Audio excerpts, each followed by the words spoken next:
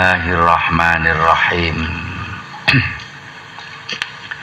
Liyunfiq dzu sa'atin min sa'atihi. Hendaklah orang yang diberi kelonggaran oleh Allah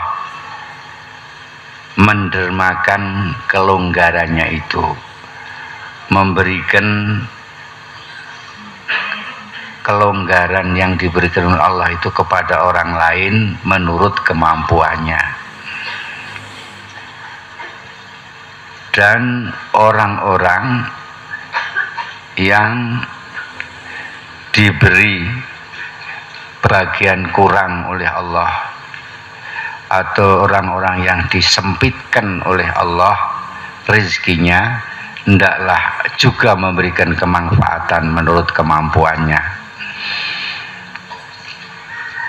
Tiang sing diparingi kelonggaran dening Gusti Allah, misale niku rezeki melimpah ruah, misale niku ilmu nggih kuwatah sanget, hendaklah memberikan napa menika jenenane manfaat kepada orang lain menurut kemampuannya, lewat rezekinya, misalnya itu rezeki wadak, rezeki lahir, lewat ilmunya, misalnya niku rezeki ruh, hendaklah diberikan kepada orang lain. Demikian juga orang yang diberi pas-pasan, disempitkan oleh Allah, mangkudiro alaihi rizquhu, yang sedang berjalan menuju kepada Allah, hendaklah juga memberikan infak, memberikan manfaat pada orang lain menurut kemampuanipun.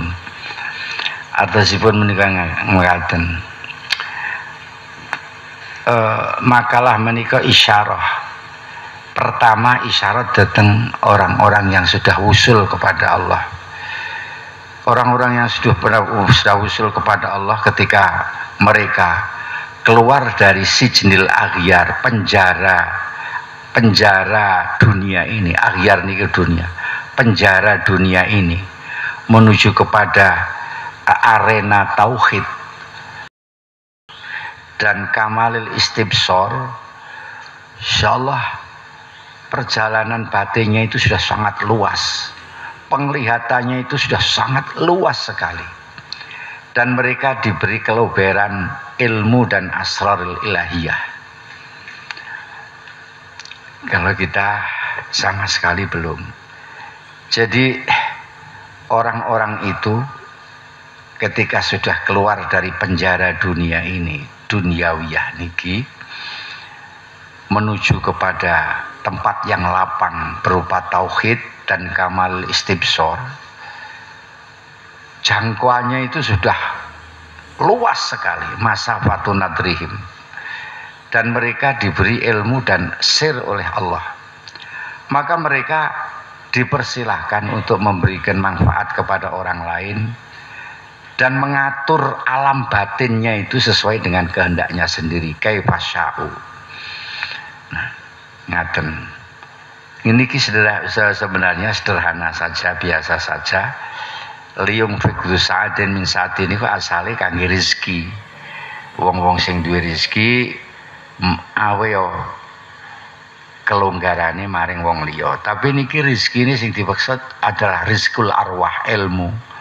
Orang yang diberi kelonggaran oleh Allah berupa rezeki ilmu, yaitu orang-orang yang sudah sampai kepada Allah, yaitu orang-orang yang sudah keluar dari penjara duniawiyah ini menuju kepada luasnya tauhid, hendaklah memberikan juga manfaat kepada orang lain menurut kebutuhan, menurut kemampuan. Niki artosipun dalam kondisi apapun kita ini mesti harus memberi manfaat pada orang lain. Kalau kita punya ilmu, kita berikan ilmu kita. Kalau kita punya rezeki, kita berikan sebagian rezeki kita. Kalau kita hanya mampu memberikan pertolongan secara fisik, ya kita berikan pertolongan kita. Intinya di situ. Tapi ini adalah arah dan tujuannya kepada orang-orang yang diberi keluasan ilmu oleh Allah, sudah berada di ranah tauhid yang sangat luas. Mestinya ilmu sirnya itu sudah juga banyak sekali. Silakan ayo sampaikan kepada orang lain, tapi menurut kemampuan dan menurut keadaan. Sebab orang yang bijaksana niku tidak memberi semua yang dimiliki, tetapi dilihat apakah pemberian ini nanti bermanfaat untuk orang yang diberi. Misalnya kados dinten sampean duit akeh ana cah cilik njaluk anak njaluk mosok dikekno kabeh, harus diukur menurut kemanfaat mereka. Demikian juga orang-orang yang sudah usul pada Allah, orang yang sudah punya ulum asrar ilahiyah, jangan diobral, jangan diumbar, jangan diberikan kepada siapapun, sebab kalau keliru itu malah nanti akan menjadi fitnah. Wa man qudira alaihi rizquhu aisairuna ilaih. Dan orang yang disempitkan rezekinya oleh Allah, dipas rezekinya kalau Allah, niku nggih tetap memberikan infak. Siapa orang yang qudira rizquhu, rizki batinnya, rizki rohnya itu sudah dipas oleh Allah, yaitu orang-orang yang sedang berjalan menuju kepada Allah. Niku pas-pasan, ilmune pas-pasan, pengalaman batinnya masih pas-pasan. Makdurun alaihim fi arzakil ulum wal fuhum. Dia masih terkungkung dalam ruang sempit berupa hayalan-hayalan, angan-angan, imajinasi. Niku biasanya ngaten niku. Wong niku lagi awal-awal mlaku tumuju maring Gusti Allah. Ya mbak iki meneh seneng hayalan, seneng angen-angen, seneng berimajinasi, pengarang-arang piye. Nah, niku terkungkung di dalam kesempitannya. Sungguh pun begitu, tetap orang diperintahkan oleh Allah untuk memberikan manfaatnya kepada orang lain. Dan silahkan ditata batinnya, wa yatasarrafuna fi awalimihim, menurut apa yang diberikan oleh Allah. Jangan berlebih-lebihan. Kita diberi oleh Allah sebatas ini, mari kita tata diri kita sebatas ini, sebatas yang kita mampu.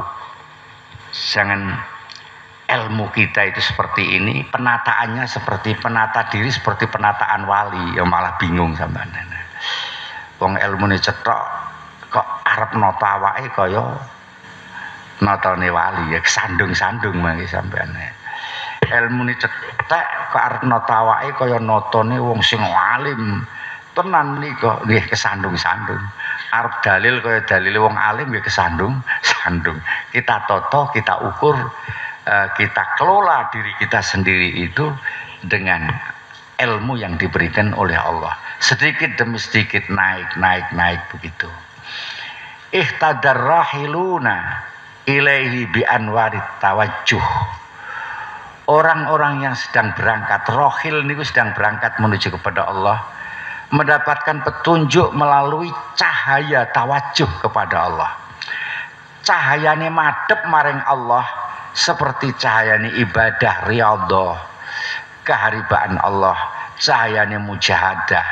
Karena mujahadah itu bisa menghasilkan cahaya di dalam hati. Dengan cahaya itu, dengan mujahadah itu, tiang-tiang yang sedang berjalan menuju kepada Allah dituntun oleh cahaya itu terus dari sedikit demi sedikit sampai nanti perjalanannya bisa jauh mendekati kepada Allah. Niku orang-orang yang sedang berjalan. Dan itu sebetulnya sakit. Kita berjalan menuju kepada Allah kok peteng-petengan niku pun sakit. Peteng-petengan niku artinya tidak memakai cahaya ibadah, tidak memakai cahaya mujahadah, tidak memakai cahaya riyadhah. Apa maneh nganggo dalan ngarang ngono tok. Ngarang pikiran dhewe mboten saged. Jadi orang yang sedang berjalan itu mesti harus memakai lantaran anwarit tawajjuh. Nur tawajuh niku nure madhep maring Allah, isine rupa ibadah, rupa napa menika riyadhah.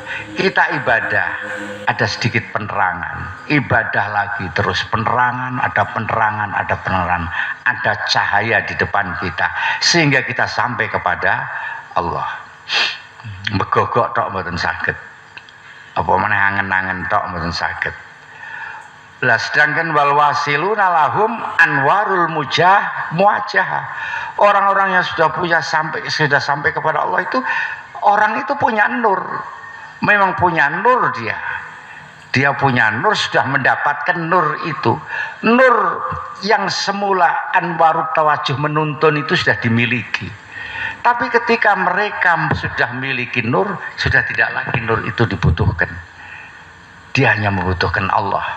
Nur ini saya butuhkan ketika saya akan menuju kepada Allah. Ketika sudah sampai kepada Allah, dia tidak sudah pikiran soal nur-nur itu.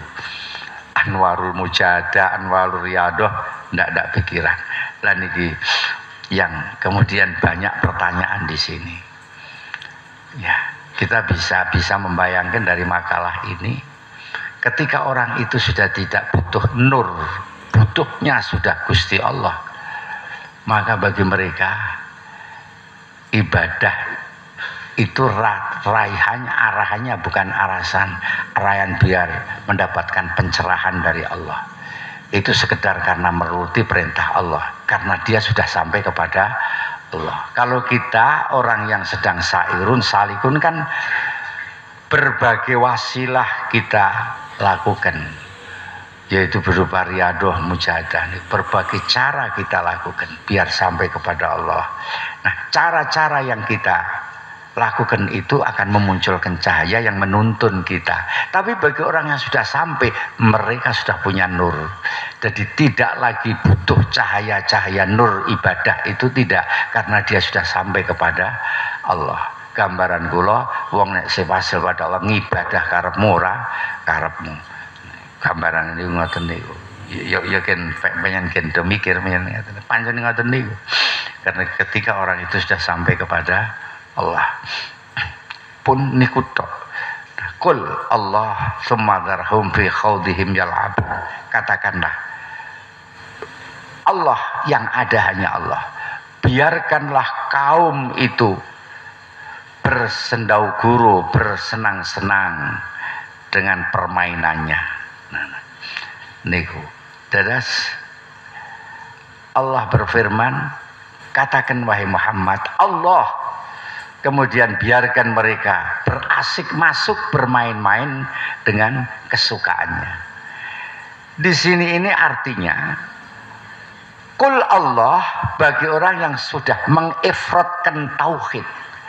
Benar-benar tauhid itu sudah milik Allah. Orang kalau sudah sampai tingkatan ini, sampailah pada tingkatan hakul yakin.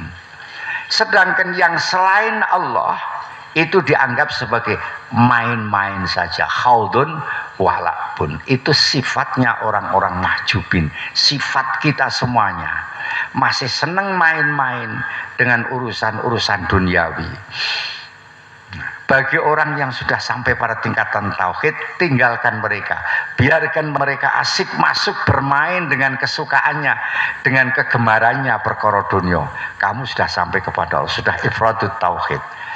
Nah, orang yang sedang bermain biarkan, dan kalau dia sedang menuju kepada Allah, berupaya meninggalkan permainan itu, ya kita doakan, kita support agar segera sampai kepada Allah, bisa menyusul kamu. Tapi orang yang sudah tidak lagi memperdulikan itu, ya darhum fi khawdihim